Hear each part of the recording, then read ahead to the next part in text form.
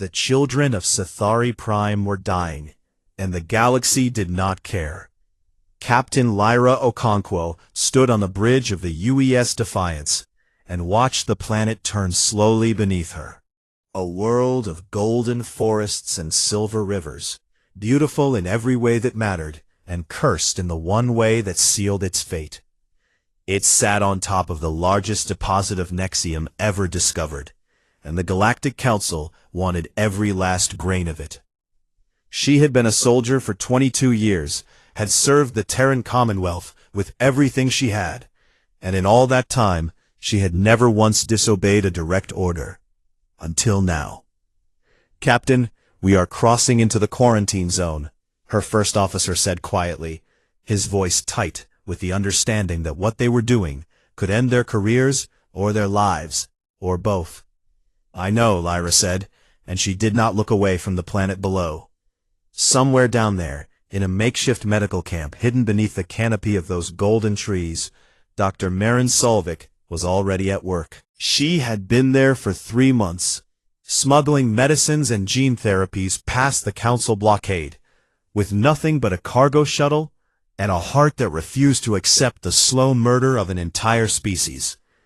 Marin was not a soldier. She was a scientist, a healer, a woman who had spent her life studying alien biology because she believed that understanding life was the highest purpose anyone could have.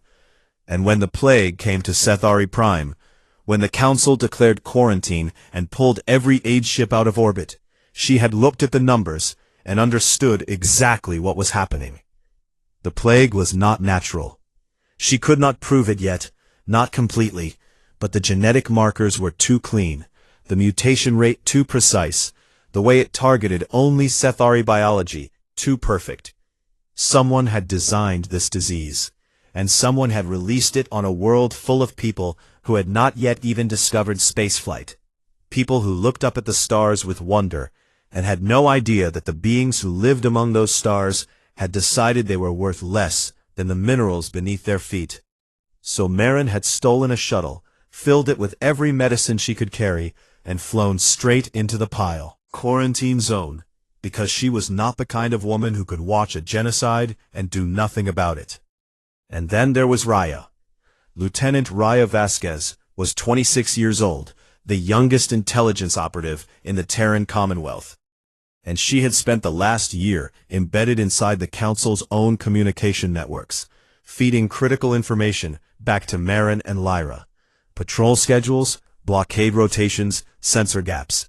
Everything they needed to slip past the Council's quarantine fleet again and again. Raya had grown up on Kepler 442b, a human colony world that the Council had quietly stripped of resources over a decade, leaving its people in poverty, while Vielori mining corporations extracted billions in rare minerals.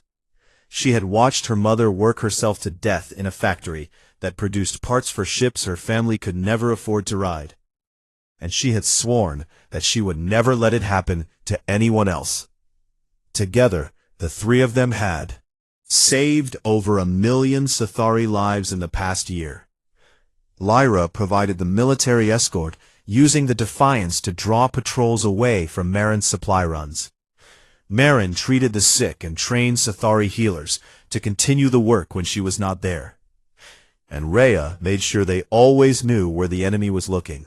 It was dangerous, it was illegal under Council law, and it was the most important thing any of them had ever done. The Sethari were gentle beings, tall and slender, with skin like polished copper, and eyes that held the light of their twin suns. They sang to their children at night, and built their homes in the branches of ancient trees, and had never harmed anyone in their entire history as a species. And the Galactic Council, led by the Velori hegemony, had decided they should die quietly, so that their planet could be mined. The Velori were the oldest and most powerful species in the Council, a reptilian civilization that had ruled the galaxy for 6,000 years. They believed that power was the only truth, and that younger species existed to serve the elder ones. They had tolerated humanity's presence in the galaxy for 40 years, kept them weak through restrictive treaties, and treated them with the kind of polite contempt that made every human diplomat clench their jaw and swallow their anger. But Lyra and Marin and Raya were done swallowing their anger. On this particular night, the Defiance was making its 43rd run through the quarantine zone, carrying a shipment of advanced gene therapy that could finally stop the plague from spreading to the southern continent. If they could get it to Marin in time, millions more Sithari could be saved. "Contact," the sensor officer said suddenly, and Lyra felt her stomach drop. Not one contact, not 5, but 30. An entire Vylori battle group had been waiting for them in the shadow of Sethari Prime's largest moon, hidden behind sensor-jamming satellites that had not been there on Raya's last intelligence report. They had been betrayed. "All hands, battle stations," Lyra commanded, but she already knew there was no fight to be had. The Defiance was a patrol frigate, fast and tough, but not built to take on 30 warships. She had her crew to think about, 78 men and women who had followed her into the quarantine zone because they trusted her. The lead Vylori vessel opened a communication channel, and the face that appeared on Lyra's screen was one she recognized. High Commander Sevathar, the head of the Vylori intelligence caste, a creature with cold yellow eyes and a smile that never reached them. "Captain Okonkwo," he said, his voice smooth and satisfied. "You and your associates are under arrest for violation of the Accord of Sovereign Boundaries. Your ship will power down its weapons and prepare to be boarded.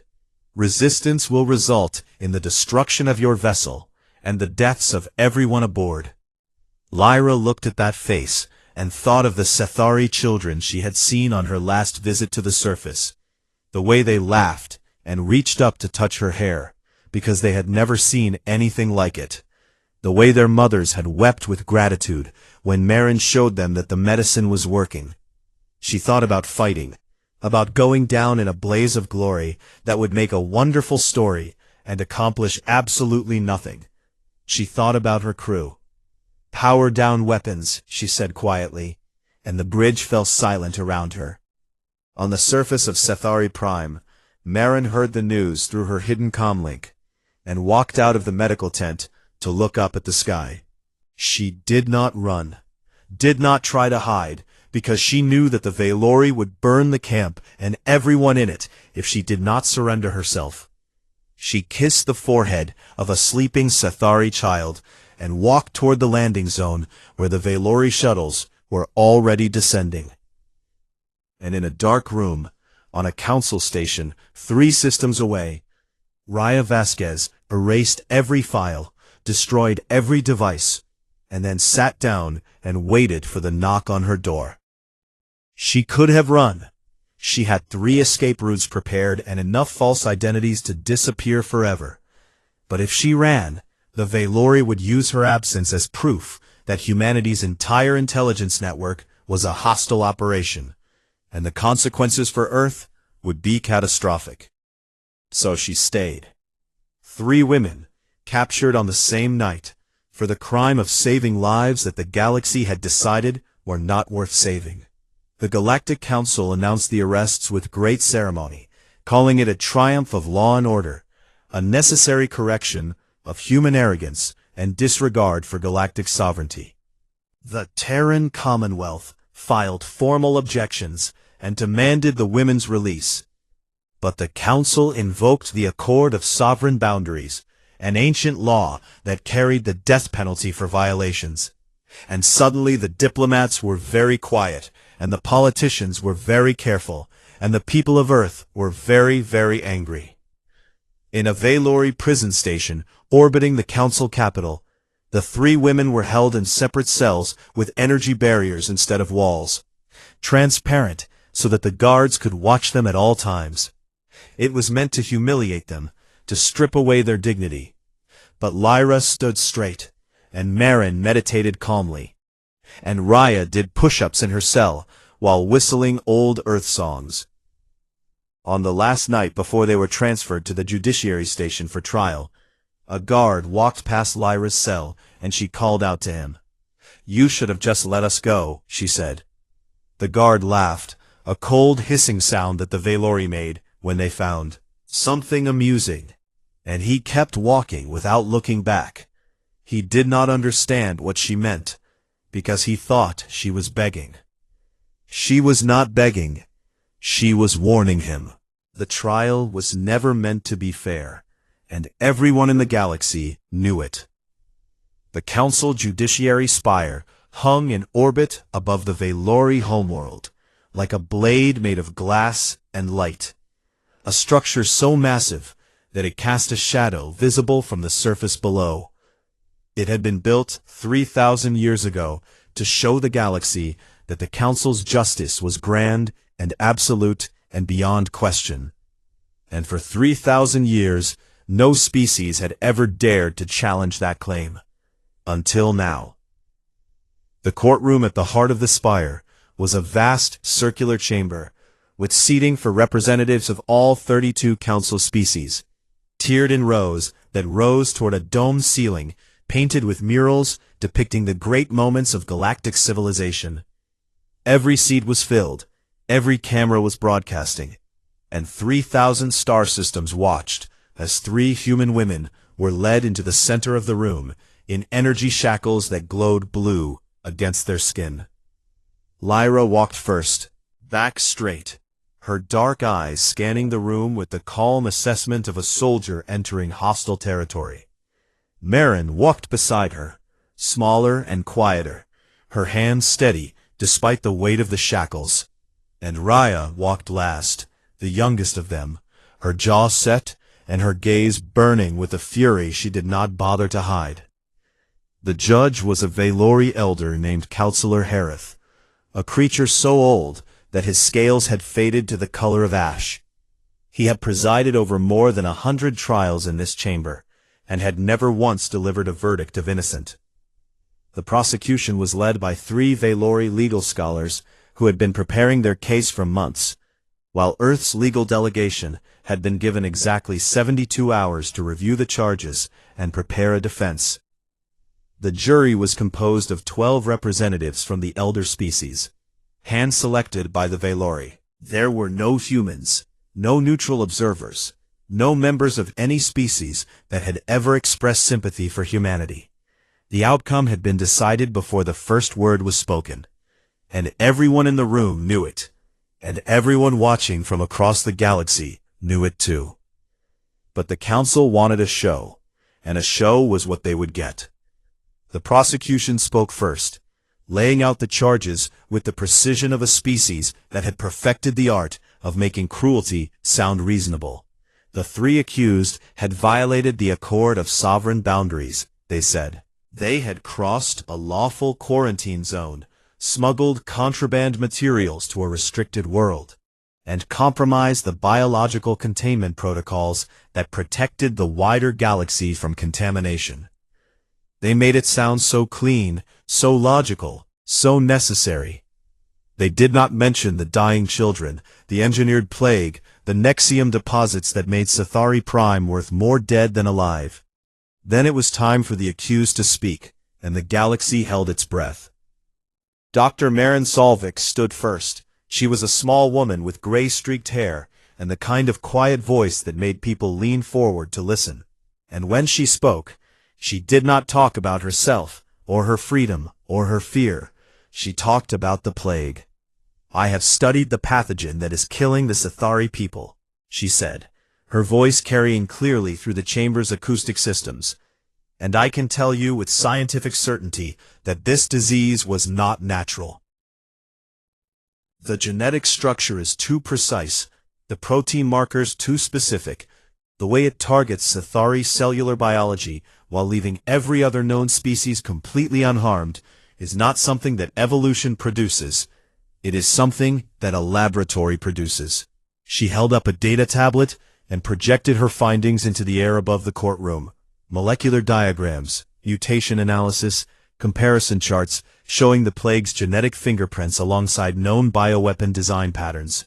"Someone engineered this plague," she said, "and I have partial evidence suggesting it originated from a Council bioweapons research facility designated.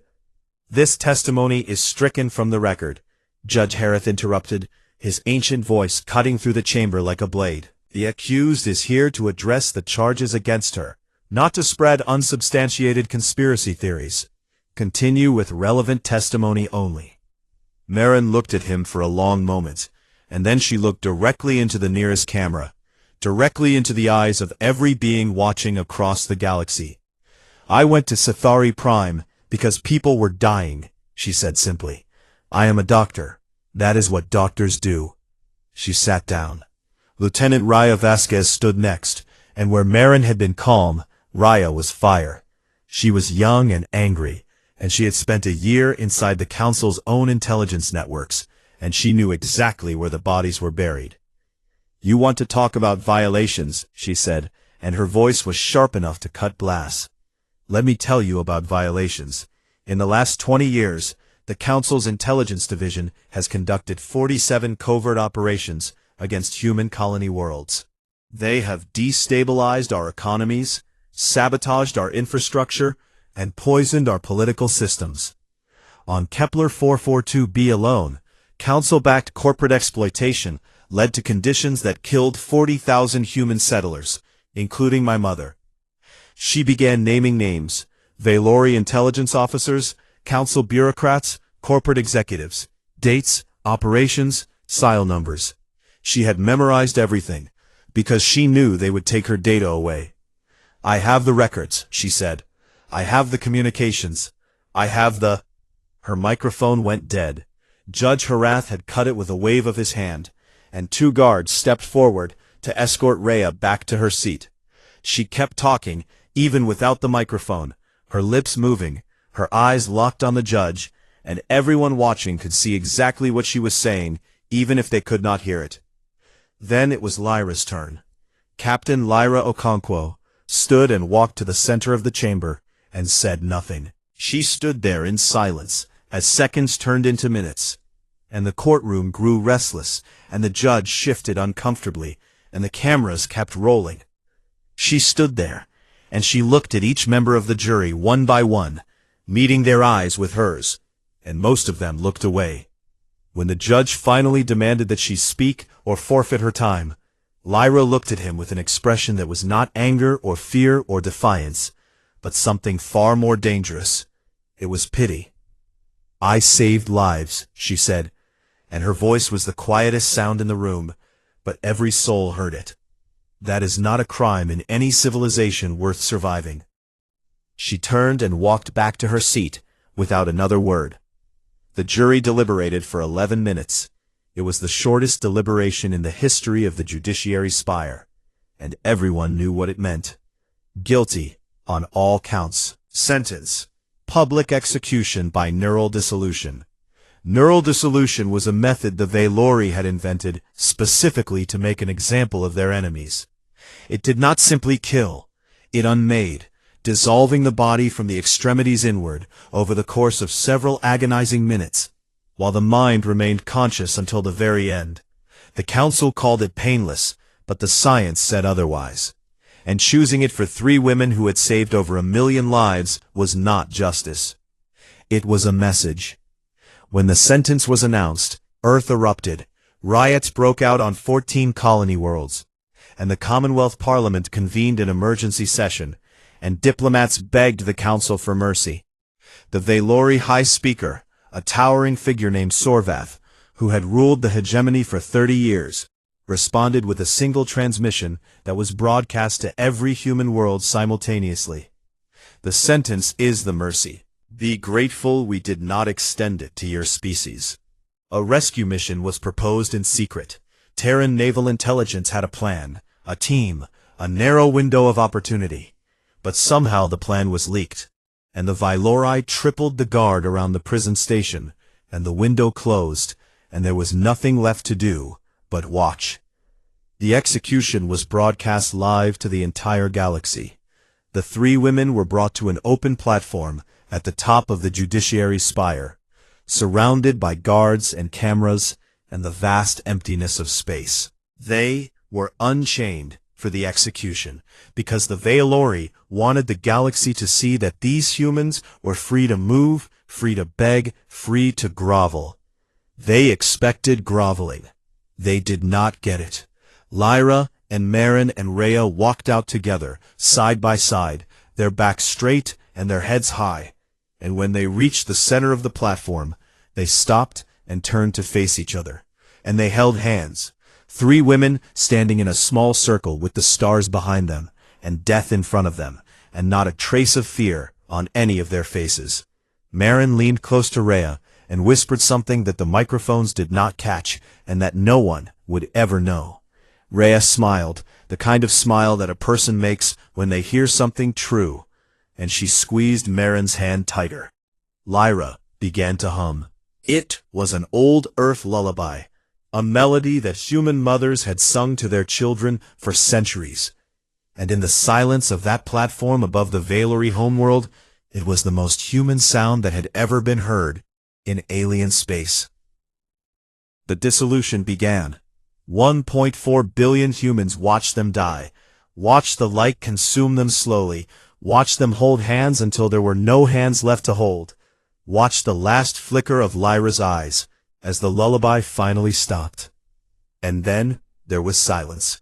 Silence on the platform, silence in the courtroom, silence across the stars, and silence in the Commonwealth Parliament building on Earth, where every representative sat frozen in their seats and stared at the screens that had just shown them something that could never be undone.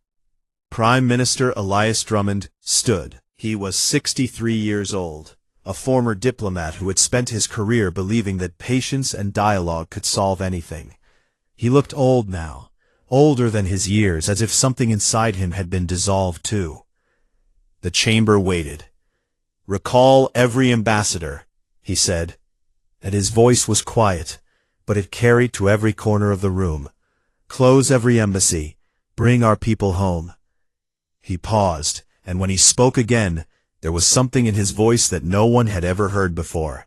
Something cold and final and absolute. All of them. The representatives did not vote.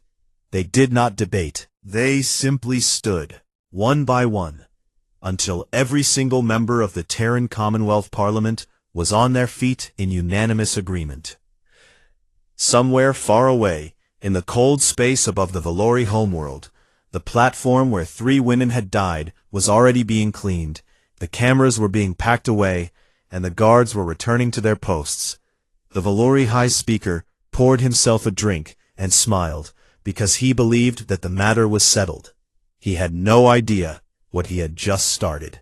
In the weeks that followed the execution, humanity did something that the galaxy had never seen any species do before.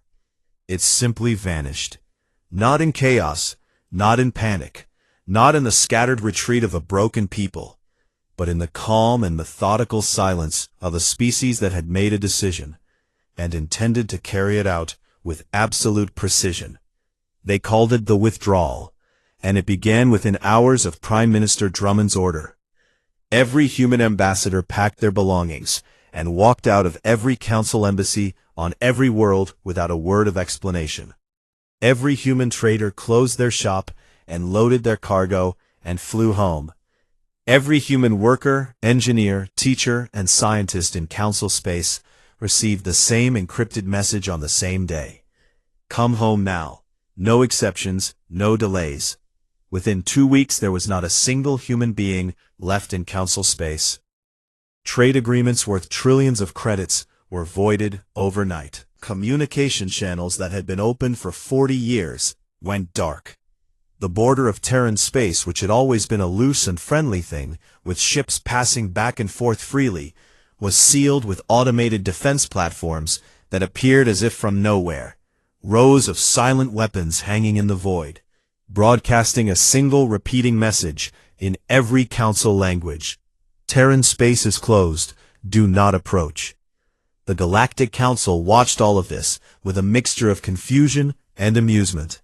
The Valori High Speaker Sorvath addressed the council chamber 3 days after the withdrawal began, and told the assembled representatives that humanity was throwing a tantrum, that their primitive economy would collapse within months without council trade, and that they would come crawling back, begging for readmission before the year was out. Several council species laughed. A few of the younger species did not. The Kalesi, a quiet insectoid race that had always maintained careful neutrality in council politics, sent a private message to the Velori expressing concern. "We have studied human history," their ambassador wrote. "When humans go quiet, it is not because they have given up. It is because they are preparing." The Velori did not respond to the message. Behind the sealed borders of Terran space, the quiet was not peace. It was purpose. On the third day after the withdrawal, Prime Minister Drummond convened the Terran War Cabinet in a bunker beneath the surface of Earth's moon. The room was small and cold and lit by harsh white lights, and the people who sat around the table were not politicians. They were the most dangerous minds humanity had to offer. At the head of the table sat Admiral Kale Morrow, newly appointed Supreme Military Commander of all Terran forces. He was 51 years old, built like a weapon himself, with gray hair cut short, and eyes the color of a winter sky. He had served in the Terran Navy for 30 years, and had a reputation for being brilliant and ruthless, and absolutely without mercy when mercy was not deserved. He also had a personal reason to be at that table. His daughter, Alina, had been one of the 40,000 settlers who died on Kepler 442b when council-backed corporations stripped the colony of resources. She had been 19 years old, and he had not been able to save her, and that failure lived inside him like a fire that never went out. Drummond looked at Morrow and said only 4 words: "How long do you need?" Morrow did not hesitate. 6 months, Drummond said. And then he stood and walked out of the room, because he was a man of peace who understood that peace had failed, and that what came next required a different kind of leader. Morrow turned to the people around the table and began to speak, and what he described was not a battle plan. It was the complete transformation of human civilization into a machine built for a single purpose. Every shipyard in Terran space was converted to military production within weeks. Civilian vessels were recalled and refitted with weapons and armor. Factories that had made consumer goods began producing ammunition and shield generators and the components of war. The economy was placed on total war footing, with civilian comforts rationed and every available resource directed toward the fleet. But the true revolution was happening in the research laboratories. For 40 years, humanity had been bound by council treaties that restricted their technological development. They were forbidden from building ships above a certain size, forbidden from developing weapons above a certain yield, forbidden from researching entire fields of science that the elder species considered too dangerous for a young race to handle. Those treaties were now meaningless. Human scientists, freed from every restriction, began to innovate at a pace that would have terrified the Council if they had known about it. They reverse-engineered captured Council technology and improved it. They developed entirely new systems that the Council had never imagined, because the Council had spent so long at the top that they had forgotten what it felt like to be hungry and desperate and willing to try anything. The first breakthrough was the Wraith-class stealth destroyer, a ship designed from the hull inward to be invisible. It absorbed sensor pings instead of reflecting them, radiated zero emissions, and could drift through space like a ghost, undetectable by any known scanning technology. The Council had nothing like it, because the Council had never needed to hide. The second breakthrough was the kinetic lance platform, a weapon that accelerated a tungsten rod to near light speed and fired it with enough force to crack a planetary shield like glass. It was simple, brutal, and devastating, the kind of weapon that an elegant civilization would consider barbaric and a desperate civilization would consider perfect. And then there was the third breakthrough, the one that made even Morrow pause when he read the report, the Erebus device.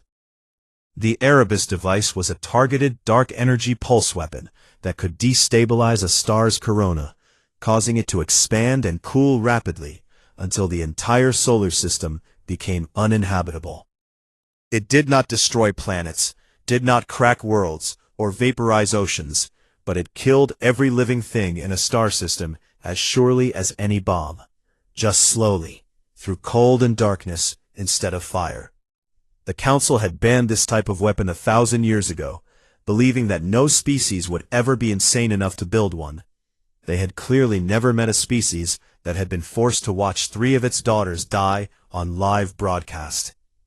While the military prepared, the intelligence networks did their work in silence. The sleeper agents that Raya Vasquez had helped plant across Council space before her capture were still active, still listening, still feeding information back through channels so subtle that the Velori had no idea they existed.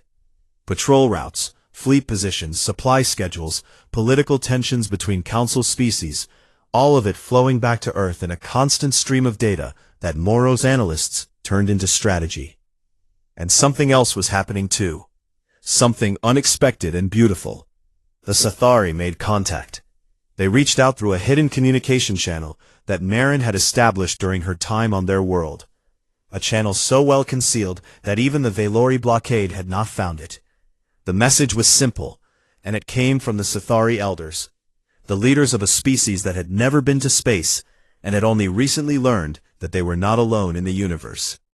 "We know what they did to the 3 who saved us," the message said. "We know what you are planning. Our world is yours to use however you need.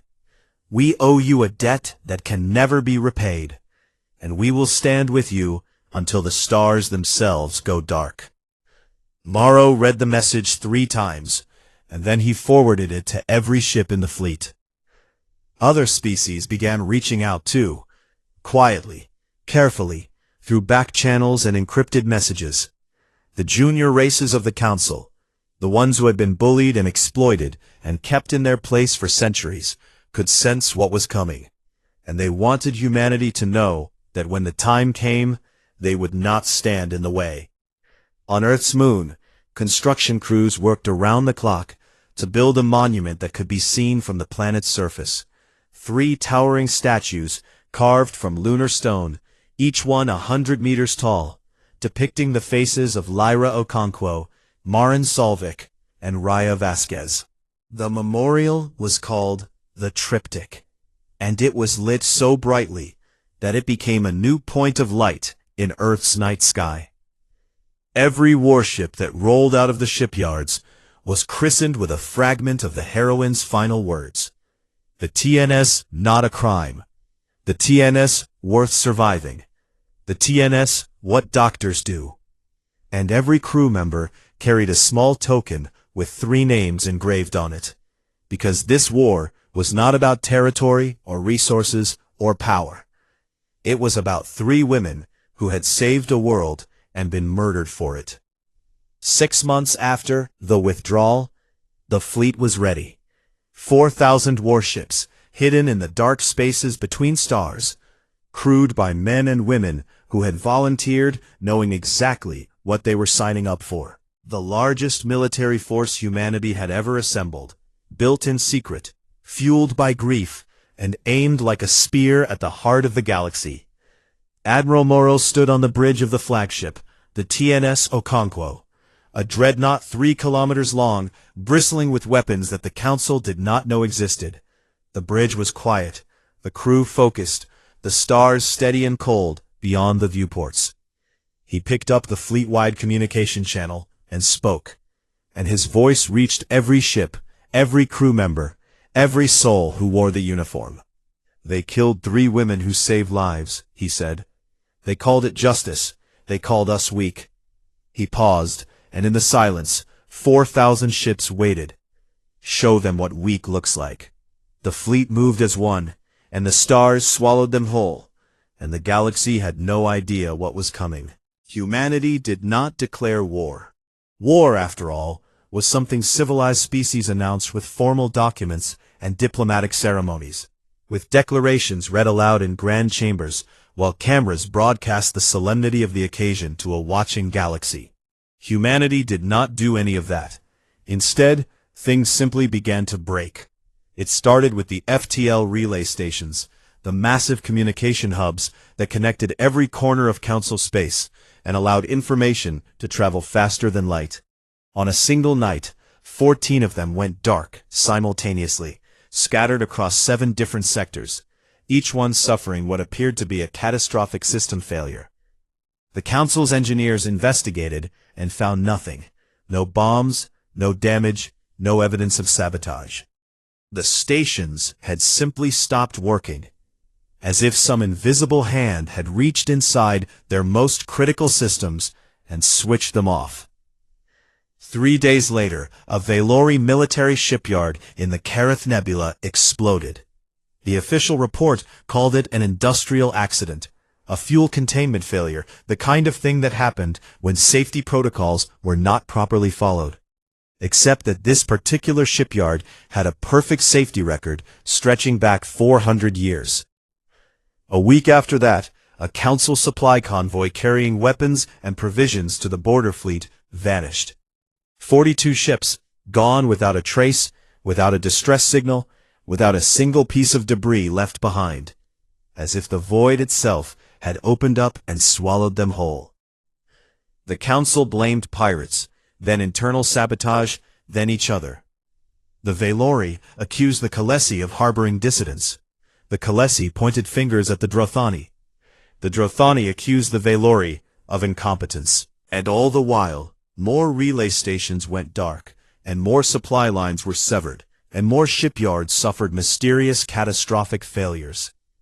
It took them 2 months to understand the truth, and by then it was far too late.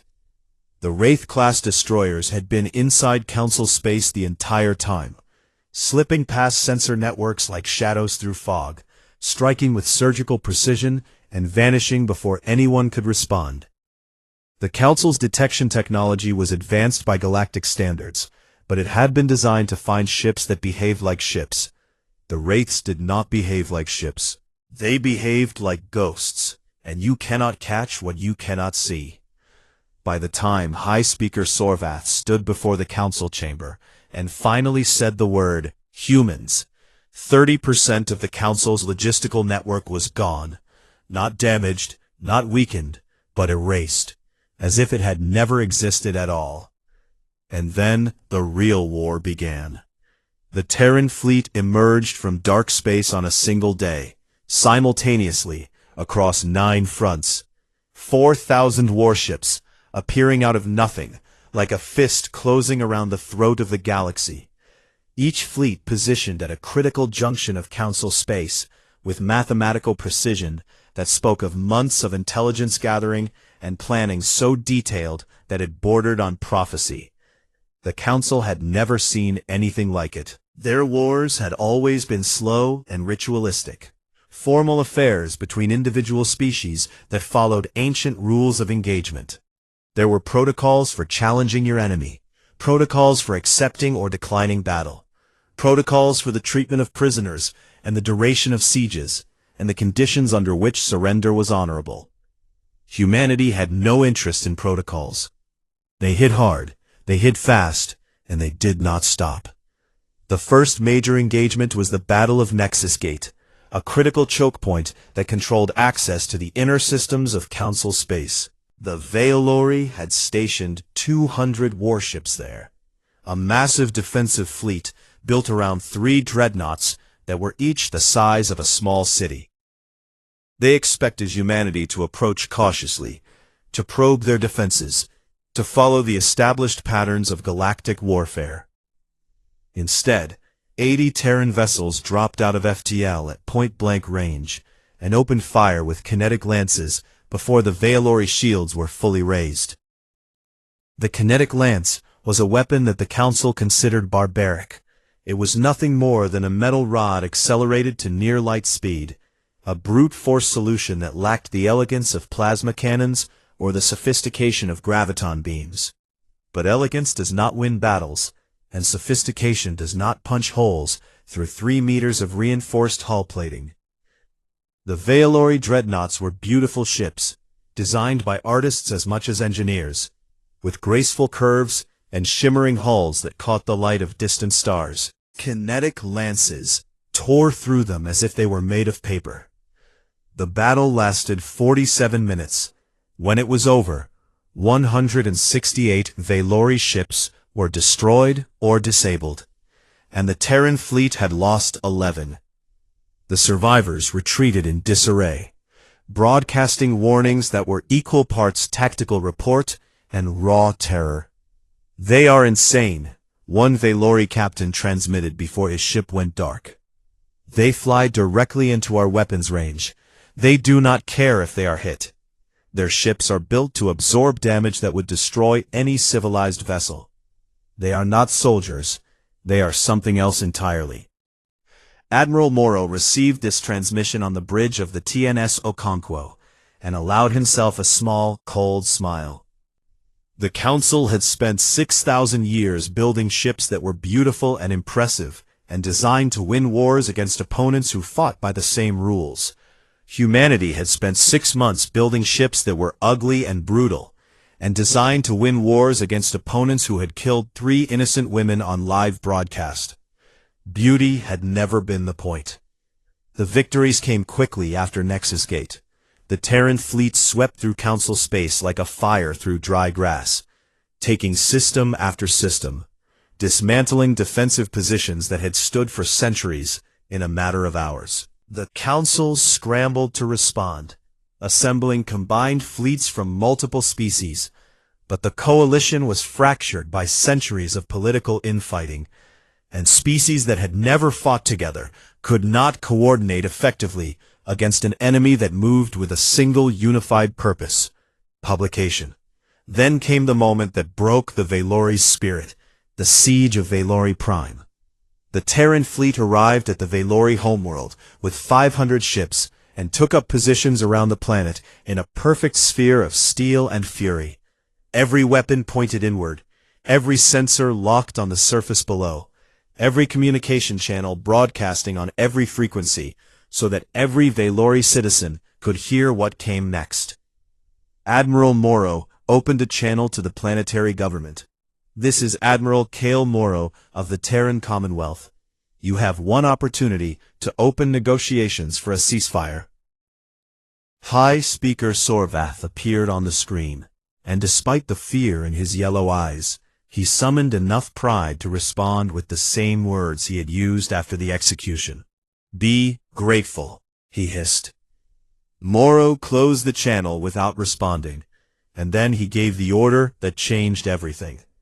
The Erebus device was activated, a single pulse of dark energy, precisely calibrated, aimed directly at the Valori sun. The effect was immediate and visible. The star shuddered, its corona flickering like a candle in a wind, and then it began to dim. Not dying, not exploding, but cooling, its light fading from bright gold to deep amber to a dull and angry red. On the surface of Valori Prime, the temperature dropped 40 degrees within hours. Crops that had been growing in fields began to wilt. Water that had been flowing in rivers began to slow. And the Valori people, who had lived under the warm light of their sun for 6,000 years, felt cold for the first time in their civilization's history. Morrow broadcast again. "We could have collapsed it entirely. We chose not to. You have 72 hours to open negotiations, or we choose differently." The Council fractured. Junior species that had been forced to fight withdrew their fleets and sent messages to Earth, begging for peace. Elder species that had stood with the Valori for millennia looked at the dimming sun and understood that humanity was not bluffing. 12 species signed non-aggression pacts with Earth within weeks, and the Sethari formally declared their alliance with humanity in a broadcast that was watched across the galaxy. The Valori, desperate and cornered, made their final mistake. They attempted a bioweapon strike against a human colony world. The same type of engineered plague they had used on Sethari Prime, loaded into a stealth missile aimed at the water supply of a world called New Adelaide, home to 3 million people, including 400,000 children. Terran intelligence intercepted the missile 14 minutes before impact. Morrow ordered the evidence broadcast to every species in the galaxy. the genetic analysis showing the plague was identical to the Cathari pathogen, the trajectory data proving it was launched from a Valori military station. Communication logs showing the direct order from High Speaker Sorvath himself. The last of the Valori's allies abandoned them within the hour. What followed was not a battle, but a dismantling. The Terran fleet moved through Valori military space with systematic precision, disabling every warship, neutralizing every defense platform, shutting down every weapons facility. They did not bomb cities, did not target civilians, did not poison water supplies or engineer plagues, because humanity had decided to prove something that the Valori had never understood. You can be ruthless without being cruel. You can wage total war without becoming a monster. You can break your enemy's sword without breaking their people. The Valori hegemony, rulers of the galaxy for 6,000 years, fell in 11 months. And when it was over, when the last Valori warship powered down its weapons, and the last defense platform went silent, Admiral Morrow ordered the Erebus device reversed. The Valori sun flickered, then steadied, then slowly began to warm again. The light returned to its normal golden glow. And on the surface below, the Valori people stepped outside and felt the warmth on their scales, and wept, because they were alive, and they had not expected to be. High Speaker Sorvath was brought aboard the TNS Okonkwo in chains, not energy shackles, but old-fashioned metal chains, because Morrow wanted him to feel the weight of them. He was walked down a long corridor lined with holographic images of 3 women, their faces glowing softly in the dim light. And every guard he passed stood at attention in their honor. Morrow was waiting at the end of the corridor. He looked at Sorvath for a long time, and Sorvath, who had once smiled while sentencing 3 women to death, could not meet his eyes. "You executed 3 women for saving lives," Morrow said quietly. "Every ship in my fleet carries their names. Every soldier who fought did so because of what you did to them." He leaned forward. "Was it worth it?" Sorvath did not answer, because there was no answer that would change what he had done, and no words that could undo what it had cost. 1 year after the guns went silent, the galaxy looked nothing like it had before. The Galactic Council, which had ruled 3,000 star systems for 6 millennia with an iron fist wrapped in silk, was gone.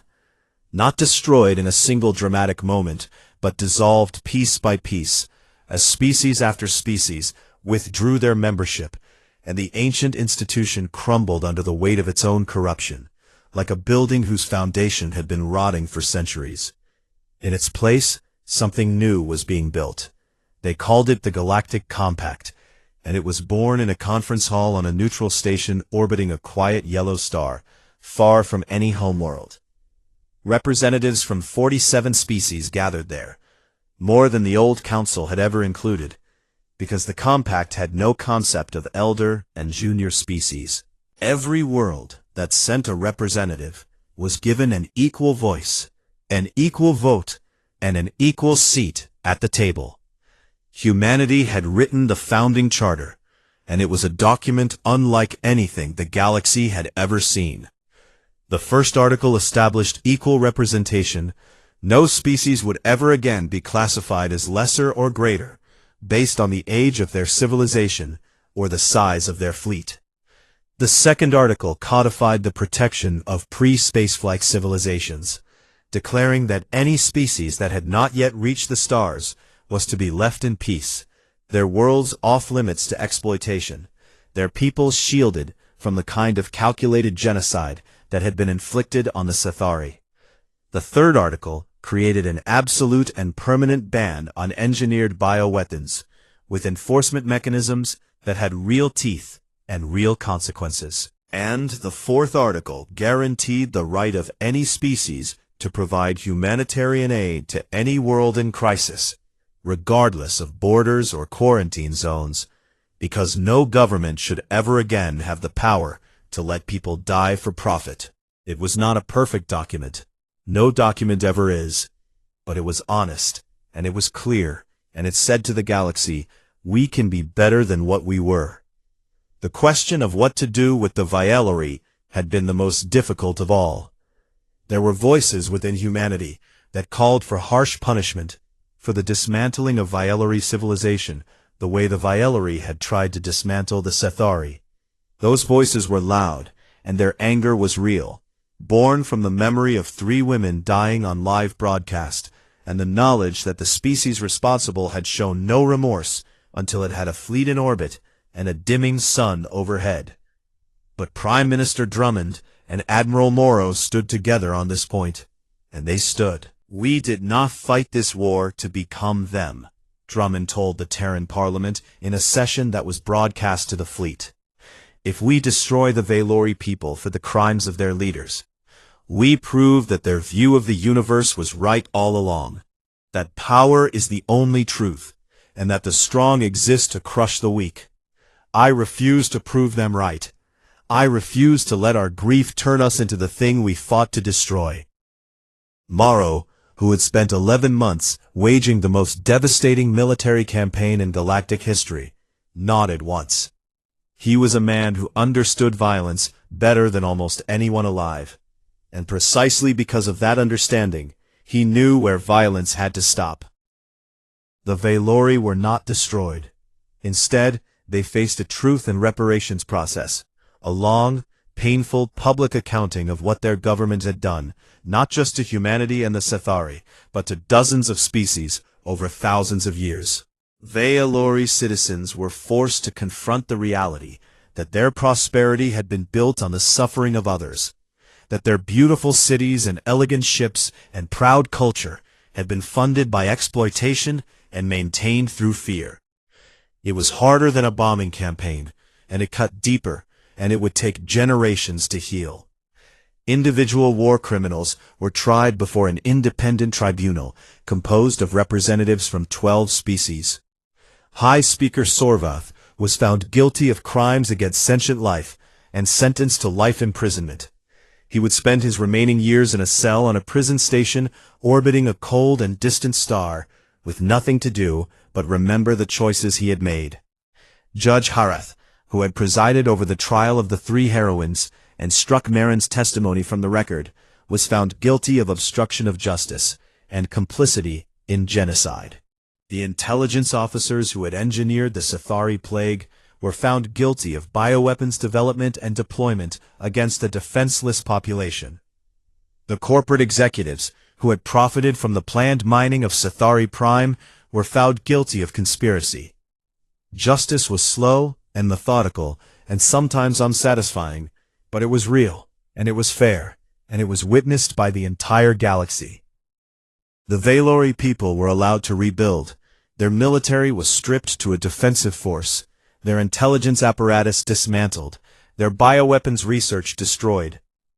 But their cities were untouched, their culture preserved, their children allowed to grow up in a world that still had warmth and light, because a human admiral had chosen to turn the Erebus device off instead of leaving it on. Not every Valori understood the mercy. Some called it weakness, just as their leaders always had. But others, especially the younger generation who had grown up hearing the truth about what their empire had done, began to build something different, something that acknowledged the past without being imprisoned by it. The Sethari were given full membership in the Galactic Compact, the first pre-spaceflight species ever granted such status. They were provided with technology and education and resources to develop at their own pace, on their own terms, without any species standing over them, telling them what they could and could not become. Their world, once marked for death and exploitation, became a symbol. The planet that should have been a graveyard, but instead became a garden, because 3 human women had refused to look the other way. Dr. Marin Solvik's medical protocols were adopted as the standard for humanitarian response across the compact. The gene therapy she had developed to fight the Sethari plague was refined and distributed to dozens of worlds facing similar crises. Her research, which Judge Harath had struck from the record, was entered into the permanent archives of the Compact, as evidence of what the old council had been willing to do to maintain its power. Her name became synonymous with the idea that a single person with the right knowledge and the courage to use it can change the course of history. Lieutenant Rhea Vasquez's intelligence work was declassified and published. The 47 covert operations she had uncovered, the destabilized colonies, the engineered economic collapses, all of it laid bare for the galaxy to see. Her name became a reminder that the truth will always find a way out, even when the powerful do everything they can to silence it. Captain Lyra Okonkwo's words, "I saved lives. That is not a crime in any civilization worth surviving," were inscribed on the wall of the Compact's main assembly hall, carved in stone in every language spoken by every member species, so that no representative would ever walk into that chamber without being reminded of what those words had cost and what they meant. When the time came to choose a leader for the new Compact, every species in the galaxy turned to humanity. It was the obvious choice, the expected choice, the choice that the mathematics of power and the logic of victory dictated. Humanity had built the largest fleet in the galaxy, had defeated the oldest empire in recorded history, and had done so with a moral clarity that made other species trust them in a way they had never trusted the Valori. Prime Minister Drummond stood before the assembly and declined. The chamber fell silent, not with shock exactly, but with something closer to awe, because every species there understood what it meant to be offered absolute power and to say no. "We did not fight this war to replace one empire with another," Drummond said, and his voice was steady and calm, and carried the weight of everything that had happened. "We fought because 3 of our daughters were murdered for the crime of compassion. If we now seize power, we dishonor everything they died for." He looked around the chamber, at the faces of dozens of species, some of whom had been enemies months ago, all of whom were watching him with an attention that bordered on reverence. "Humanity will take its seat as one voice among many," he said. "Not the loudest voice, not the final voice, just one voice. And we will use that voice to make sure that what happened to our 3 daughters and what happened to the Sithari never happens to anyone again." He sat down, and the chamber erupted in something that was not quite applause, but was felt in the same way, a wave of emotion that crossed every barrier of species and language and history, because every being in that room understood that they had just witnessed something rare and precious, a species that had earned the right to rule and had chosen to serve instead. The triptych on Earth's moon became more than a human memorial. It became a galactic one. Delegations from dozens of species made the journey to stand at the base of those 3 towering statues and pay their respects. The Sithari sent a group every year on the anniversary of the execution, and they laid offerings of gold and flowers at the feet of the women who had saved their world. And they sang songs in their own language that translated roughly to, we remember, we will always remember." The inscription at the base of the statues was simple, carved in stone that would last as long as the moon itself. Lyra Okonkwo, Marin Solvik, Rhea Vasquez. They saved a world. An empire killed them for it. An entire species went to war so the galaxy would never forget. Years passed. The Compact grew stronger. The wounds of the war slowly began to heal. Humanity settled into its role as one voice among many. Though every species in the galaxy knew the truth. The humans were kind and generous and fair, but they were not to be tested again, not now, not ever. And on a warm afternoon on Sithari Prime, under the golden canopy of the ancient trees, where Marin had once run her medical camp, a young Sithari girl walked with her mother toward a small memorial that the Sithari had built themselves. 3 stones arranged in a circle, each one carved with a human face, placed in the exact spot where Marin had knelt to treat the sick and the dying. The girl was 7 years old, with copper skin and wide, bright eyes.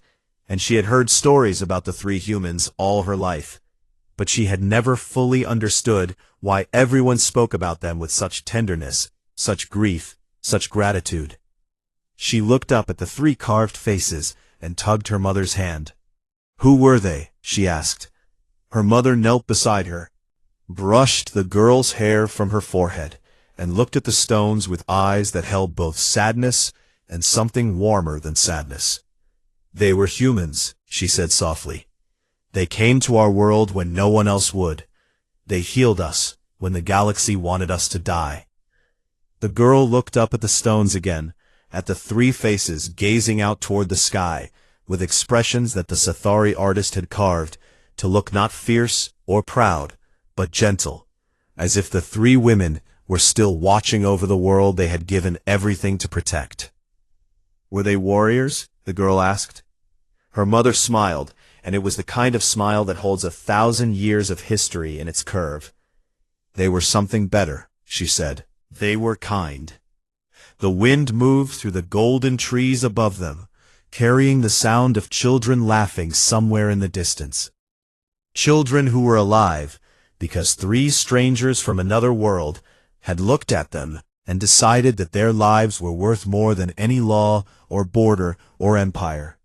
And far above, beyond the canopy and the clouds and the thin blue edge of the atmosphere, the stars burned on in silence, the same stars that Lyra had watched from her cell, the same stars that had witnessed the trial and the execution and the war and the peace that followed. And if the stars had voices, they might have said that the galaxy was a better place now than it had been before, not because of the fleet or the weapons or the Erebus device, but because three women had once held hands in the face of death and refused to be afraid. And because an entire species had loved them enough to make sure the galaxy never forgot their names.